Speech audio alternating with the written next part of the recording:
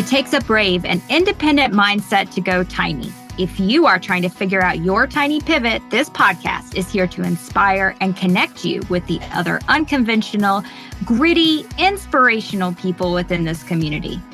I am Laura Lynch, your tiny house friend and host. On this show, we are always going to come back to money because as a financial planner, this is the question I hear the most. How do I make this work for me financially? Well, that's my jam, so jump in, let's go. New episodes drop every Thursday.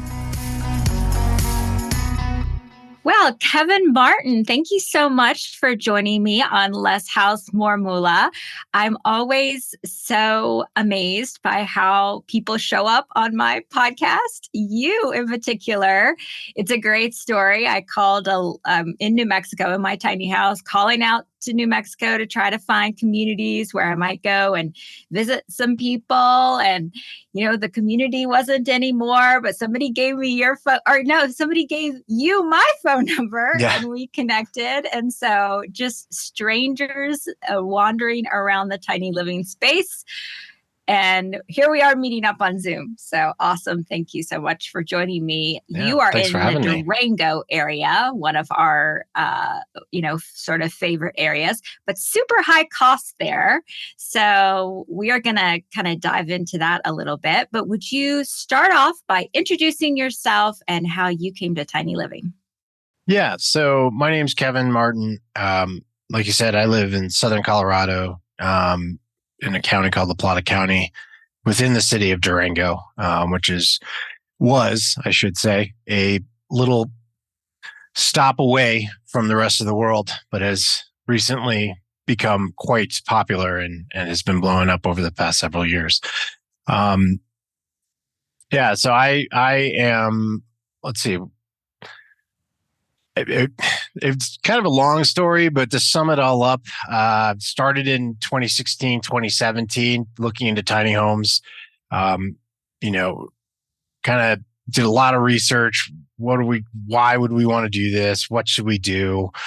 How do we want to build it? All sorts of things. Yes. Watching all the shows and, all the materials online, seeing everybody kind of post things, going to tiny home shows in the Pacific Northwest and, really came down to really making the decision to go in 2018. So the house was completed in 2018, built RVIA certified, built to be towed. So everything was really kind of designed and built to maximize the ability to tow it with a pretty big truck. And it was great. Lived on the road, traveling the Western US for, about 3 years, and then settled back into Durango, because this place is amazing, and had a lot of friends here from college, and so here we are. Ended up,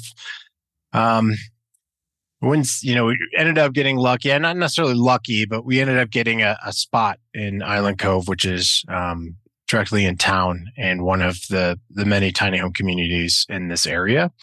And I say lucky because it was a bit of luck, but kind of made our own luck, if you will, because we helped do a lot of things to help get tinies legalized here. Awesome. And that's definitely the expertise that I want to kind of hone in on today, because all of us are navigating different rules in different places, and understanding how to advocate for yourself is really important for those folks that are still looking to go this direction. So when you kind of flash back to 2017, 2018, what are some things that you did not know back then that you know now that you think are really important? I know myself a lot better. So I think that's one big thing. I'd say the growth, not just with tiny, but in life in general, has been tremendous over the last several years. And like everybody, we've gone through a lot over the last few. But I think when it comes down to what do I know now that I didn't know then? I mean, did a ton of research and talked to a lot of people and a lot. So I felt very confident with what decisions we were making, where we were going with how we were building, what we were choosing. And it's been phenomenal. Like, I think we knew there was going to be challenges with parking it. We knew, so we try to mitigate some of those risks doing RVIA certified. We knew we wanted to travel. So we wanted to build it light and maneuverable, but still contain everything we wanted. And so, yeah, I think the biggest thing for me was after being in it for a little while,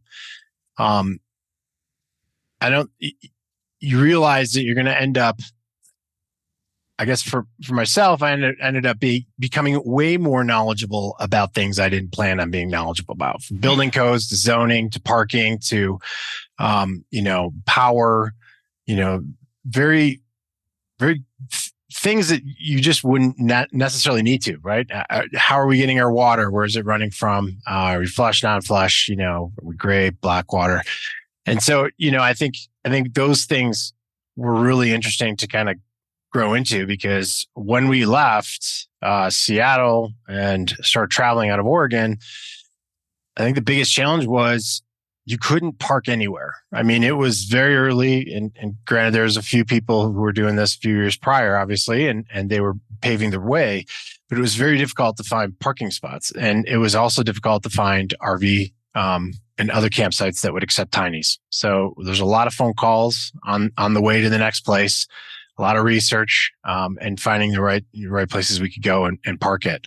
And the other piece was also like, hey, what are we going to do about where we park it? Can we park it long term, or are we going to get in trouble? And having a little bit of a nervousness about, this is not a small tiny house. It's definitely a large footprint, and when you see it, you're definitely you can't hide it at all. So those are some of the challenges. So I think overall it was the zoning, and then a lot of things about just living off, not fully off grid, because this house isn't fully off grid capable. We have brought it off grid, but really understanding the details. Yeah, I think that's the case with anything we undertake in life, whether it's a new job or, starting a business or going tiny.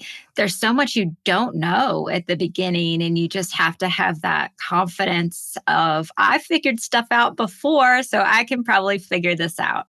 I'm no stranger to just jumping into something and letting the experience unfold and kind of go through it. And I think that's partly when you make a decision to go tiny, that's part of the experience, right? I mean, this is a shift in lifestyle. This is a shift in the way you show up, and immediately you're into this community. And at that point, the community was smaller but growing very quickly. Now it's grown, exponentially, and you kind of find yourself in places you didn't expect to, and you realize that you need to take on certain roles in order to safeguard and your future and your life, basically. Yeah, awesome. So I know you've shifted kind of your goal over time, and you just referenced that as, part of the journey. What was your original goal, and how did that change over time for you? Ironically, I think owned two houses prior to going tiny, and ironically, they were actually shrinking. Each home we bought was shrinking.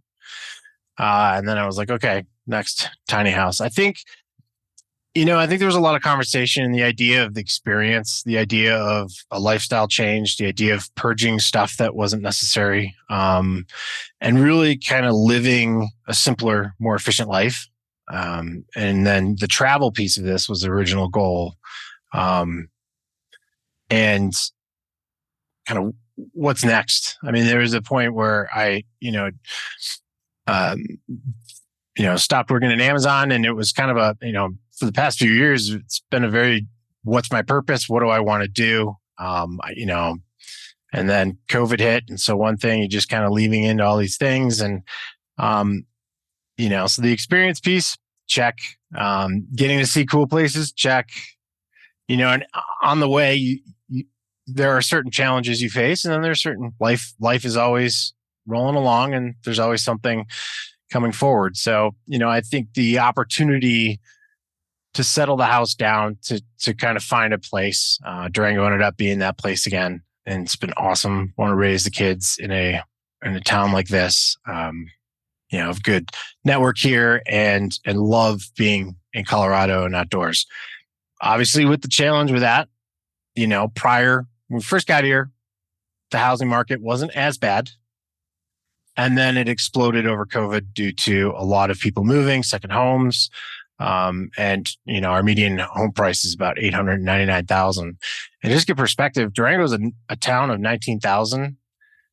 We're not a city. So, I mean, you say city of Durango, but really, if you think about a city coming from Seattle, Denver, some of these other cities, it's not really that big of a city. So we don't have a lot of high paying jobs.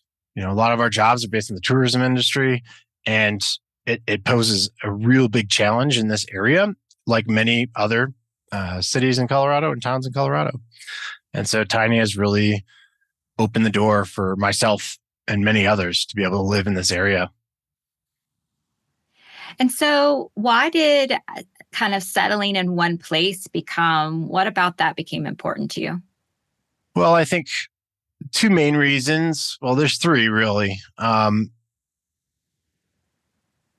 mean, things were moving along and we were able to find a place in a nice area that we could park the Tiny and have it. There's a piece to having your home parked full time. It's simpler. Yet no doubt the traveling was awesome, but it's costly. And, it just the reality of finding a place. And that was always the goal. Like, where do we go? Where do we want to find a place? And so, when this was decided to come back to Durango, laying a lot of foundational groundwork to be able to figure out what we're going to do with the Tiny.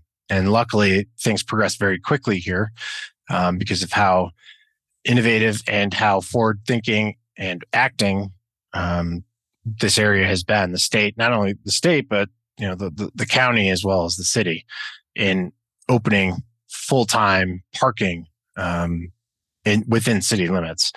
And so that was a big determinant factor.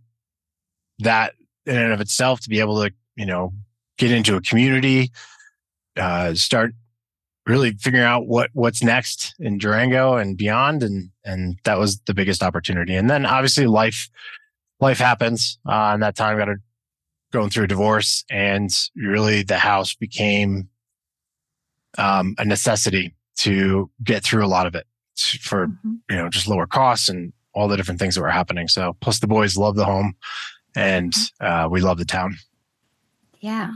So you mentioned your kids. So share with us what you view as some of the pros and cons of raising two kids in a tiny house. Yeah, well, I'm certainly have less kids than some in tiny homes, but I think so. I have 8-year-old twin boys, Bodie and River, and they've been in the tiny home since they can remember. So they're, a lot of people can be like, how do you do this? How do you raise kids in a tiny home? And it's just like, well, this is what they know. So, there's different ways that you kind of have to manage it. Winters, deep winters, February into January, that's very challenging, especially, Christmas break, because they don't want to be outside as much. In the summer, spring, fall, they're outside more than they're inside. We have a great community here, amazing space, and a lot of cool things happening right around us within a mile or two. So there's never really anything, they're inside for a bit, they're reading, they're playing their games, or, playing in the space. So yeah, I don't, for me, there hasn't been any downside to raising my kids in a tiny house. A lot of it is other people's kind of projection or thoughts on it. Like, oh my gosh, how do you do it? Well, when that's all they've known, it really does work for them. And, I think part of the effort as well was building to their needs and evolving with that as well, and having spaces where they can go and both be together or separate, and offering that, as well as, them running around outside. It's, I joke about the community here. It reminds me of the 80s when I was growing up, and, you just basically said, go outside. When the street lights come back on, come in, we'll have dinner, and then we'll keep on. Yeah, it sounds like the community has been a pretty welcoming place for your kids. Are there a lot of kids in your community? Yes. I mean, Durango is a pretty, I know the demographics have been shifting recently, but they're, the families here pretty similar, want to be outside, are typically, love activity. So pretty friendly. Uh, the, the, the tiny home community, and I think this is the big thing, is like when you move into a tiny and you choose tiny life, you adopt a broader macro community as well as a micro community. So you're all, especially earlier on when there were fewer people doing this, you felt very connected to people from across the country because you're in this little space. There's not a huge group of people. You're kind of, you can talk to everybody and you need to share information and learn. And so there's a lot of that. And I think the beauty of having these communities pop up in this area is specifically around that. I mean, we now live with people who help and support us. We have kids. I think there's, in this community alone, we have 10, 12 kids, that run around. So it's been amazing. And, we have all sorts of things like potlucks, and we have people who, bring food on Wednesdays to support. And so we're on a text threads to, hey, we need this, or hey, we need that, or hey, this is happening in my tiny. Okay, hey, here, this is how you can fix it, or this is what we can look into. So I think that's one of the really cool things. I guess let's go back to what you said earlier. It's like what I didn't expect is how connected to the community you'd become. Yeah. Which is such a contrast from sort of the, ticky-tacky neighborhood where everybody pulls in their garage and closes the door and people don't know their neighbors. It seems like that tiny communities, whether digital across the country or, in an actual physical space, are kind of a throwback to a time when we were more connected with the people around us. Yeah, I think there's so much going on in life today that we're so busy, and I think the beauty of this movement and these like-minded people who are moving to this is that they want to slow down. They want to kind of capture what you just said, right? A lot of people do come from those types of neighborhoods or those experiences, and those are hard. They can be very hard. HOA rules and different type of zoning stuff that happens, it's hard, right? Plus the cost and other things that come with it. But I agree. I think a big piece for me has been the people I've met and the stories and just how we've come together to resolve different challenges. And I think that's a really cool experience with tiny home. And that, so I've lived in multiple neighborhoods. I've had good neighbors, but yes, absolutely. There's people moving around. Things are happening. There's a couple people maybe, but here, everybody's looking to help each other. We're all in the same boat. We all face it. And someone new moves in, purchases one of the tinies here or brings a tiny in and hasn't lived in this life. They come and we can help provide that support as well. And it's just a deeper way of building community versus your bigger home where you're spending so much time inside of it. Yeah. That's so good. So let's kind of talk a little bit about how you have advocated for yourself when you referenced earlier, when you were first getting lucky in finding your parking, it was actually making your own luck. So would you unpack that a little bit for us and, how you've learned to advocate for yourself and how you've learned all those things that you didn't expect that you would need to know and, just kind of share with us a little bit of your progression there. Yeah. I guess the way it looked at it, when we moved into a tiny, kind of expected to become an advocate. I think that was true for a lot of people who moved into tinies initially, who didn't necessarily plan on it. Kind of you knew you had to plan on it, but at least for myself, I knew you had to because there were so many challenges that were faced in locations, especially traveling around. Okay, city locations are much different than rural locations. So you really just had to be more engaged and intentional about everything you were doing. And that is kind of how tiny life is, right? You build this giant house or you have these houses, all these modern technologies, and you kind of just go through the motions. But in tiny living, you have to be intentional. You want to be intentional. It's kind of the beauty of it. And with that comes the challenges that have really kind of accelerated over the past few years. But where do you park it? What do you do? Are there restrictions? Are there restrictions because you have a flush toilet versus a compost toilet? Do you need to connect to water? Do you not need to connect to water? So there's, how do you deal with sewer, gray water versus, black water? Do you need certain things? So all these, similar to like an RV, kind of flowed in that way, right? We just kind of did it. But again, parking full time was a challenge. And so, like I said, you got to become an advocate of your own and choose your own destiny, right? I think there's a lot of people who now don't have to do that because of a lot of people who have put forward the work. But it really starts local. So no matter what you're doing, it starts local and focusing on how can you create change or how can you establish processes that you can then, really rely on and park and have a place to call home, whether it's purchasing property or whether it's in a park like this or any of the others that are here in this county. So yeah, I think taking that on, whether it's calls to see where we could park it or sending pictures ahead of time because they didn't know, was this going to be some eclectic thing that they never seen before? And, is it safe? So I think people not knowing is a really important piece. I think in any movement, in anything we do in life, right? I think a lot of our own fear or decisions come from just not being knowledgeable about something or having this thought about what it is when in fact it's actually over, here. It's not quite that. It's over here. I mean, beautiful home. Looks like any modern home you would see. Has all the same things in it, just slightly smaller to scale.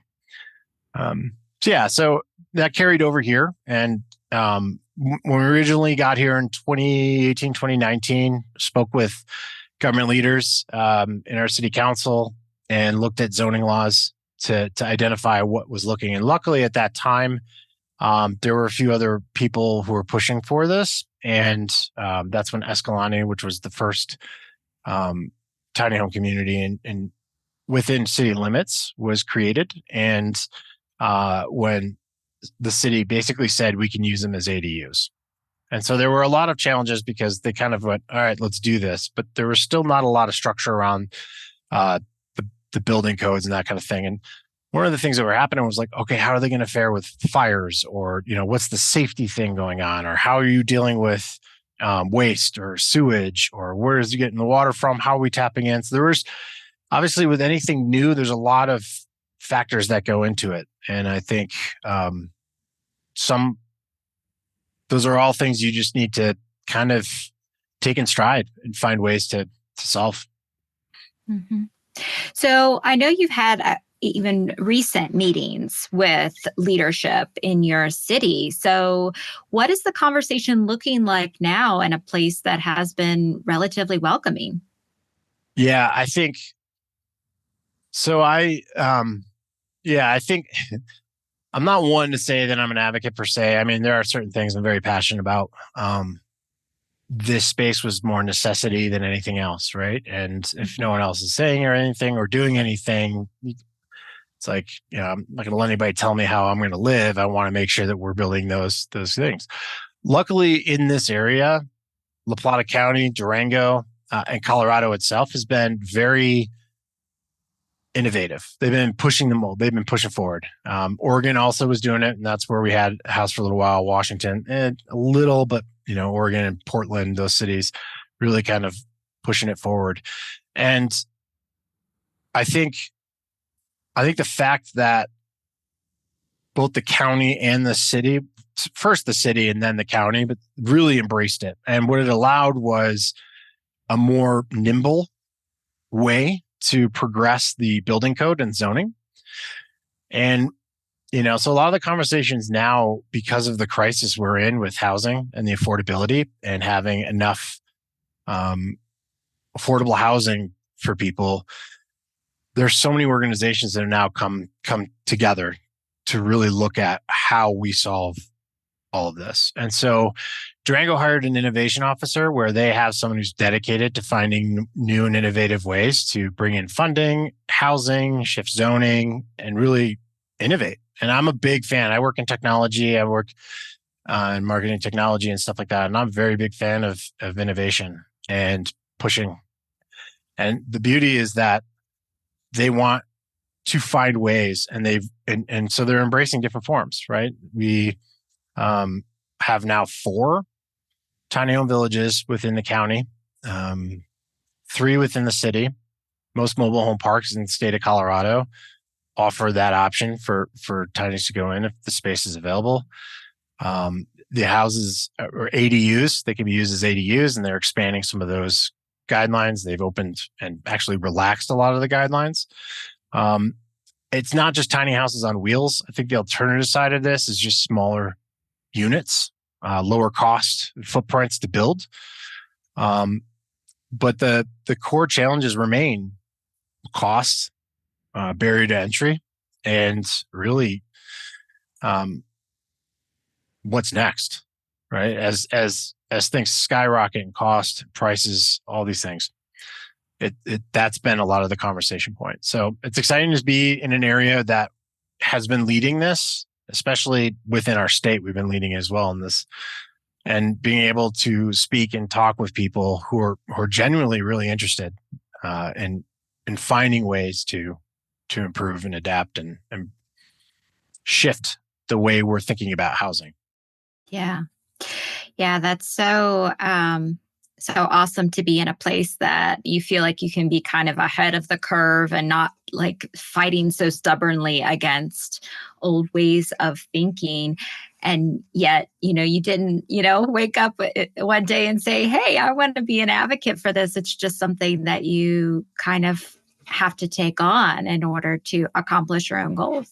Yeah, and I think that's the thing with tinies. I think now, depending on where you're going, there's a lot of ways that you don't have to do this. But I think no matter what, it's maturing. It's a movement, right? Mm-hmm. And I think the call here is that it's not just we want a smaller house and a house on wheels that goes. Yes, there's a contingent of people who do that and want that, but really, it's a shift in the way we have this modern American dream. This old, thing that started back in World War II to expand and then has grown and grown and grown. And then you have a huge group of people like myself that are younger and don't need anything big and fancy. We just need something, efficient and that holds our stuff and, works for us.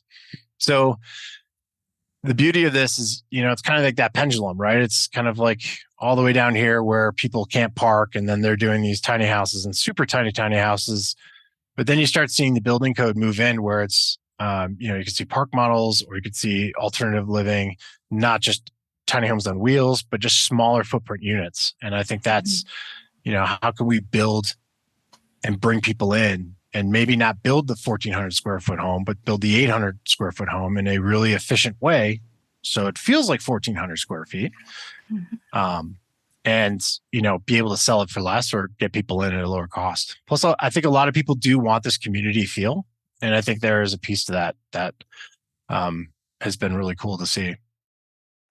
Yeah, that's so good. And you're so right. This is an evolving movement. And so there are likely to be changes in thinking and as more municipal regulation and more building code gets involved in whatever, then that sort of curbs some of the wild westness of it from the standpoint that, the sort of structural requirements get a little bit tighter and, it's just going to evolve and we all have to just sort of be flexible and willing to move with the movement because change is going to be very present in this space. And yet at the same time, I feel like that the overwhelming majority of people, young and old, still are really anchored in that, American dream. That's where the money is going for building largely as for larger and larger footprint homes. And so it still has a lot of opportunity to grow and getting the word out on simplicity and community. And maybe we don't need quite so much space. And so advocates are still needed to help spread the word to people that aren't even thinking about this as an option. Yeah, and I think that's important. I think the idea here is that everybody's going to make the decision they make, and I'm all for whatever you choose. And I'm not Mhm. one to step in and say no, no, no, no, no. I think Mhm. the opportunity is just before it was like, oh, what's this cute little fad, right? And there's a lot of places, especially in major cities and urban areas like Denver, and a few others in the East Coast and South. There's a lot of building code restrictions and regulations, HOAs that force specific building, which defines, and a lot of those are built by conglomerate organizations that have the money that define those. And you have a lot of people that realistically, think Southern California, it blows my mind. It's just like people want the exact same thing. And it's like, oh, okay, if that's your thing, go for it. But the challenge there is that you're hitting against those structures where it's like, I want to be able to go and do this. And then there's these regulations that are antiquated, or they are very much in favor of these building practices. So the beauty of what I'm seeing and what we've been through and where things are going is that you have new certifications, you have new associations, all these things coming out now that are helping to really bring in a more mature way of approaching the government and zoning and regulations and stuff, which has been working really well, helping to pass some of these legislation up at the state level here. So that's been huge, and that does impact the way it absolutely impacts the way that the broader zoning and design options you have are happening, especially for the ADU units and secondary units on properties. So it's Mhm. really cool to see that now there's this, hey, we don't need this massive house. We could build something a little bit smaller if that's what you choose. You're not going to be restricted on it, but here are the details of what that looks like. So it's fun to see. So it's kind of the evolution, right? It's the growth and adaptation of what we look at. And yeah, my American dream may look different than someone else's, but at the end of the day, I just want to have a roof over my head and keep it simple. Yeah, so good. So, what would you say to folks as we're wrapping up who are encountering some legal roadblocks? Like there's a community maybe that they've lived in that they want to continue to live in, and nobody's really overcome the hurdle yet. What do you suggest for those folks to help sort of massage the conversation with the powers that be? Yeah, I mean that's a great question, and it this is such a local movement, right? It varies tremendously on where you are. So, are you in the southern states? Are you in northeast states? Are you in the western states? Are you in cities? But no matter what, it's joining groups. I think the big thing for me was like Facebook. For us, it was just like always on Facebook, always talking to other tiny homers. And there's a lot of people that have dedicated their time and their effort and their lives to providing resources and support materials on just informationals for the people who could then go talk to others. And so for me, it's always a conversation. I believe that the power of conversation and talking to the right people and bringing the story, humanizing what it is, and um, has always been powerful, and what I've kind of gone forward on. And from our city council to our designers to town planners to any leader in the area, it's really, hey, come see my tiny, come see what this is like, and look at what this brings, and how can we adapt this, or what does that look like. Not every place is going to be as receptive and open to this, and I think the hardest part is being patient and continuing on and persevering, if that's something that you do. But it usually is going to take a group. And so for me, one of the things is just like, hey, who are the people that are doing this? Who are the people that are working in this? How can we make this easier, more effective, more mature, more supportive of developing more broadly? And I think it takes a village, and I think that's, there's, and for us, there's a lot of people who are advocates because they're out of necessity, but also, hey, we want to make sure that, we have what we need. So find the people that are doing it, find the resources online. There's a lot of associations that are happening. There's a lot of new certifications that are coming up to help. And so really tapping into that knowledge, that information can really go a long ways. But at the end of the day, find the person in your local government or your zoning and just try and meet up with them, try and have a conversation.